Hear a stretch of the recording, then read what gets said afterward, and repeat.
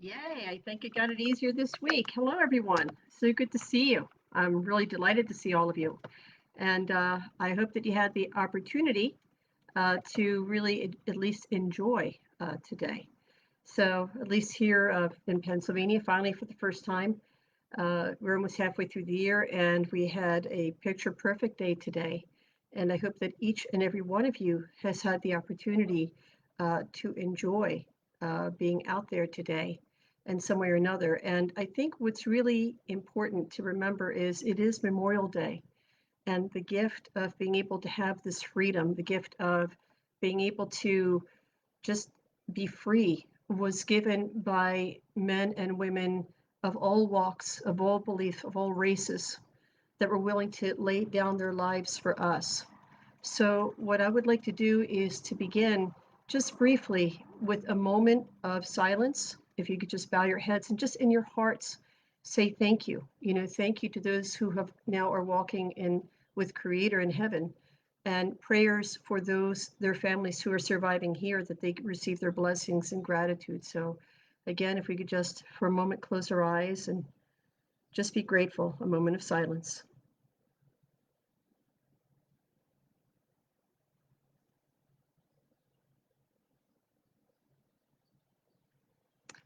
And I think that's really important. So, with all of this, I just wanted to say before we get started, and I love seeing everyone who's here already, so thank you.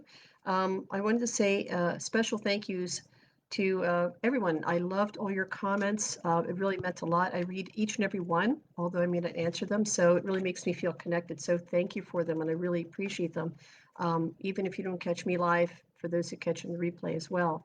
And I just wanted to give a special shout out to Karen Goals, Honeysuckle Hugs, Amara Bedford, Ramona Hill, uh, Lisa Morris, Kim Cerrigos, I hope I said that right, Elisa Morales, last week for sharing the video. It meant a lot. And for those who shared the post today, like Erin and Anna and Taylor. So I really wanted to talk about what the flow of the river is meaning. So I always take a very long time picking the image. So it's not just that it's pretty. Let me just go here. It is that the images are meaningful. So the image that I picked was of a stone archway. And, around the stone archway, everything is gray and very dismal. And then if you go through the doorway, the stone archway, it's very beautiful and green. And I picked this because it represents where we are now. It really does, where we can either choose to go back to sleep, and I hope none of us will, or we can choose to really focus and go through that doorway. And we may not know what's on the other side of it, but again, it being green and beautiful, showing what we can create. So it talks about having a little bit of faith. It talks about having, also putting our part into it. So the sacred energy this week is really going to unearth a lot of things. It's going to unearth the, I'm going to say, the roots of problems. It's going to unearth really what's at the base of everything. And realize that when I do the prayers and meditations, that this is affecting us individually as well as collectively. So when we get to the roots of things, several things happen. First of all, it can be uncomfortable. Because I don't know about you, sometimes it can be very, very uncomfortable. It can be, a revisiting of things that maybe you don't want to revisit. But the key to being able to approach this, and I agree with you, Shirley, can't wait to go through that doorway, is really remembering who you are today. Let's think of it this way, even in the short period of time. And, let's say beginning of this year, we couldn't imagine that the world would stop like it has right now. So we have everything that we kind of were too busy to look at, everything that was swept under the rug, or mainstream media tried to, just greenwash it or whatever color of the day they're using, is now we're being forced to look at. We're looking at things that work. We look at things that don't work. So we can either, go into a state of just reacting with emotions, and I'm going to touch about that in a moment, or say, and hello, Joe, that we are now different people. We have now, at least 3 months of proof of concept of being able to work from home. So why not continue that? It's easier in the environment. It's easier in us. I mean, how many memes are there that your chosen animal companion decides to interrupt the meeting and everybody laughs? We're cool with that, and we're still as productive. We've seen systems that are broken, again, our health systems and so forth. So what happens is that when we start looking at things, I'm going to focus a bit on things that make us uncomfortable. So it can trigger a response. This is normal. It can trigger a fight or flight response. And also, I just want to see, because I'm getting some feedback. Can everybody see or hear me okay, I hope? And because I'm getting some comments that some people apparently can't. So I'm hoping you can. So let me just see here. Okay, so very good. So I'll just presume that we are, I hope. So what I'd like to talk about with that is, instead of going into this fight or flight mode, we now, and I think this is appropriate, thank you, Stacy, for that affirmation, because I'm still not sure about the technology. I hope you don't mind, I'm informal. I was enjoying a little bit of the unofficial opening of summer myself. So, hey, really casual today. Hope you don't mind. I'm sure you are too. But getting back to it, what's important to remember is that when this comes up, we are being given an opportunity. Here it is, Memorial Day. We're honoring those who've crossed over, who have kept us free. This great global awakening that's happening right now of what works, what doesn't work, is an opportunity for freedom. We can finally break the chains of the old, It is a time to talk about the elephants in the room that nobody wants to talk about, because it's necessary.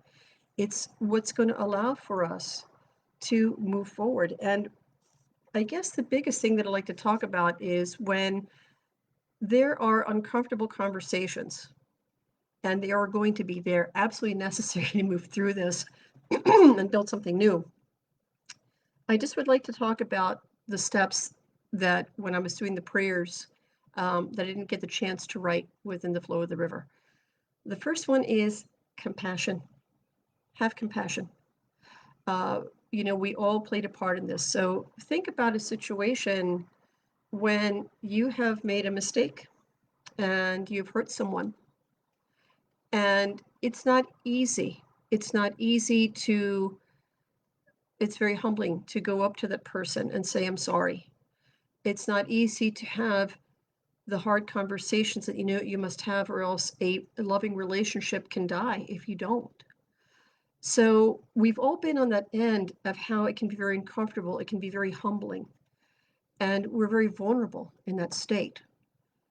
And this is for the hard talks. I'm talking today about the hard talks. I'm not talking about the peachy, sweet, light stuff. Okay, enough of that.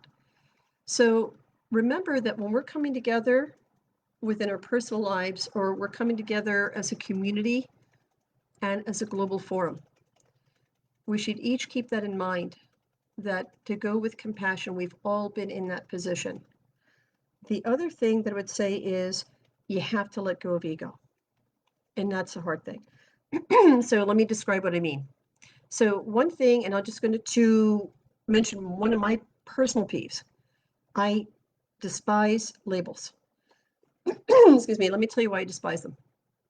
I know technically they are supposed to make it easy to identify like-minded people and so. But what I find the hazard with labels, when somebody gets labeled or you label yourself, then people feel that they found a shortcut way to handle you. Like, oh, I know you're this political party or you're that persuasion. And it completely dehumanizes. And it creates more separation, I've seen, more harm than good, especially now because emotions are high. People are looking about who they want to blame, So let's ditch the labels, all right? Let's focus on the jobs that need to get done. And if for any of you who follow me, and even for those who don't, each of us has a passion of what we are called to. And there are others who have that same passion. So focus on that. Focus on that. Don't worry about handling everything, because amongst us, we have it all. We have it all covered.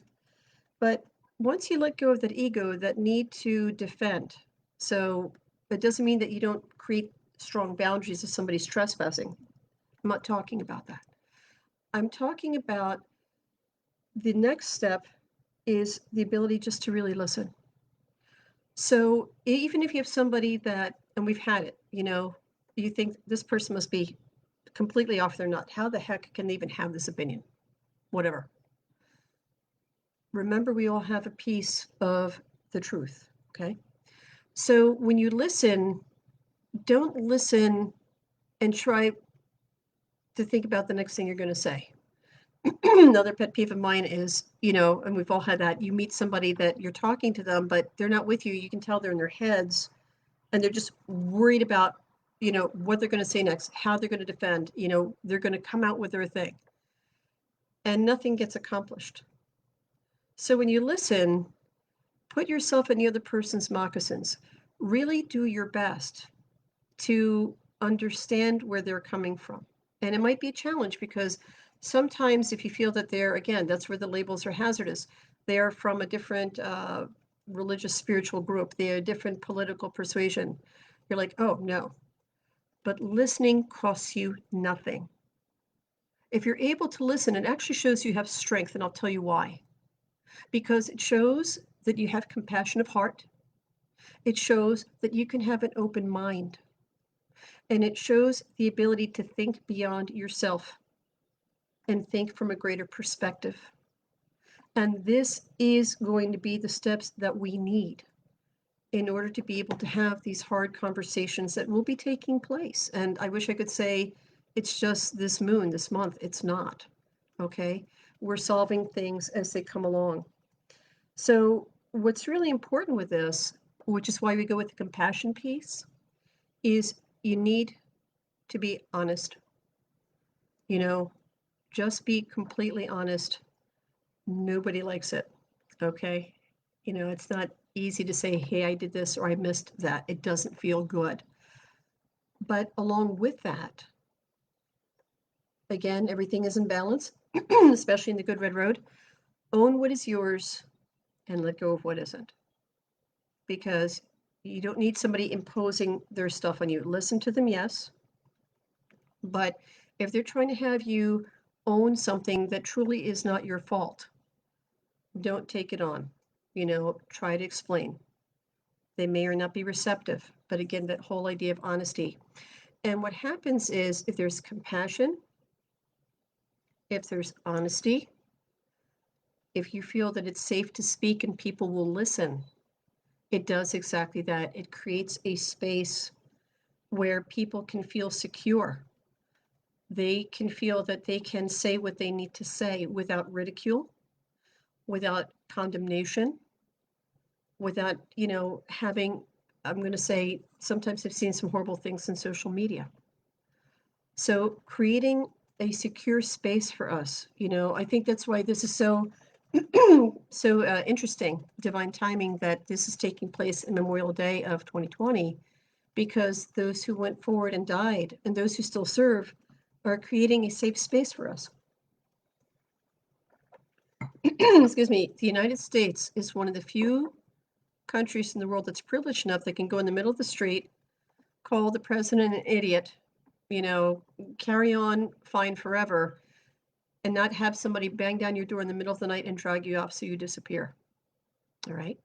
So those who have gone before us to secure us this safe space, that we're honoring and remembering them. In the Native way, part of honoring those who have gone on before is to carry on in a good way the gift that they have given us. So the gift of, again, creating a place where we can speak honestly. Are we going to tick each other off? I hope so. It's not that I enjoy it, but that's when you can really get down to it, when you're, not that you want to be stepping on somebody's nerves, but typically when the harder conversations are happening, a lot of repressed emotions come up. A lot of not knowing how to react comes out. But I would like to address that also. What this means is when you're expressing yourself honestly, it doesn't mean expressing yourself carelessly, because I've seen that too. Well, I'm just speaking my truth. And then speaking the truth is about as loving as shoving broken glass down somebody's throat. Yeah, I know that's graphic, but it is like that. So when you speak your truth, take some time, pretend you're in the receiving end, and say, well, I could handle it. Okay, then I'll triple dog dare. I'm going to go right for the triple dog dare. Okay, for those of you who catch the reference. Imagine somebody speaking that way to someone who is sacred to your heart. And if you would turn into King Kong in 2 seconds or less, that means that you need to change the way that you are presenting things.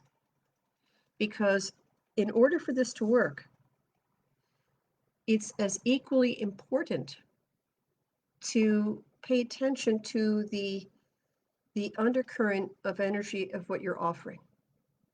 So that's why I would say to you that, when you're going to do this, if you give somebody with an openness, then that undercurrent of openness remains, and it becomes woven into the solution. That invitation that, hey, you know what, we're working to something together. It might be wonderful, it might completely fail, but we're in it together, and we're in it together in a meaningful way. We need to take action, people. Enough with, it's good to be together in social media, but it's time. I know in a lot of different states and in other parts of the world, there's opening up in phases, and we have to be ready. Some things will work, some things will not. We'll have our reactions, but we come together. We come together for solutions, and if we don't have them, it's okay. What I don't know, you do. What you don't know, somebody else does. So one of the greatest things when I was doing the prayers for this week's Flow of the River and the messages is, in order for us to make it, we have to realize what touches one of us touches all of us. Where one goes, we all go. That has never changed. We went into the fatal fantasy as if it did, and that's why we are here. There is strength in diversity, and we should not be afraid of it. It is what will get us through this. It's what got our ancestors through this. So with this in mind, what touches one of us touches all of us. So you're saying, well, what can I do? I'm not necessarily into politics. I'm not necessarily into writing letters. Then choose carefully. One of my favorite tactics, I call it voting with my dollars. So, I'll pick one of my favorites, and some of you out there are going to laugh because you know me, chocolate. All right, I'm a chocoholic. And people are not aware that big corporations like Hershey's and Nestle's produce the chocolate with slavery, child slavery. Children die. Families and villages are held into financial slavery for these big companies. But then there's other companies like Tony's Chocolonely, Divine, and so forth, where they have fair trade, direct trade. All you need to do is the few seconds you check on a label for fair trade or direct trade, rainforest certified, that's legitimate. In those few seconds, you have saved how much of the rainforest? You have allowed for a family to be treated like human beings and eat. That little act, multiplied millions of times, creates a wave of change. And think about it this way. At this point, many of you out there wouldn't think about buying intentionally a product that is made with cruelty. You're like, but if you go as short as maybe 15, 20 years ago, you were looked at as a hippie. For those of us who were there, you know what I'm talking about. But there were enough of us that wrote. There were enough of us that maybe didn't write, but were careful with what we picked. And that sent a message. And that's what we need to do now. Our little actions and speaking to each other build into something greater, you know? It reminds me of, think of some of the wonders of the world. Could it be the Great Wall of China, the pyramids? One stone on top of another stone. Those stones independently, you know, they were just rocks. But put together, focus with order, with intention, created the wonders of the world that last for centuries. Guess what, folks? We're part of that wonder too. Each one of you represents a building block that has something valuable to give. So, what I would say to you is that since we're talking about weaving the future, and I had touched previously about the undercurrent, I know I've talked about some pretty heavy things, but I'd like to mention that it's important to have humor. Think about it whenever you've had an intense conversation and the tension is getting to a point where, okay, respectfully, everyone's had their piece, we're good, we're not being disrespectful. And then somebody says just a neutral, funny joke, and you laugh, and it just breaks the tension. You know, when you're working in a hard problem, think about any hard labor that you've had by yourself, or even preferably cooperatively with others, because we're talking about interdependence. And when you tell jokes when you're working hard, we all have them. Uh, whistle when you work, whatever. But it's that undercurrent of humor. It's that undercurrent of, you know what? We got this. We got this. Is it going to hurt at times? Yep. Is it going to be hard? Oh, yeah. But we don't have to be doom and gloom, right? We don't have to be, again, like that picture of the outside, which is gray and dreary. The light is inside of us. The darkness is merely highlighted, this light that we can now employ for your individual greater good, and in turn to be gifted for the greater good of all. So what I would say to you is, I'm being asked, what can we do? What can we do? What I would say to you is, if you want, action, because that's what this week is about, and it starts at wave. This is just the beginning, but it's like pushing a car or something heavy. If we push together, it's heavy in the beginning, and then it becomes easier. Think of an area, and again, personally, but also think globally. Act locally, think globally. And with that, join with other kindred spirits. Think about what you care about and begin having honest conversations about what the solutions are. We have to balance our needs and balance it and honor equally the needs of not only our fellow global human family, but our fellow family of nature. We need each other.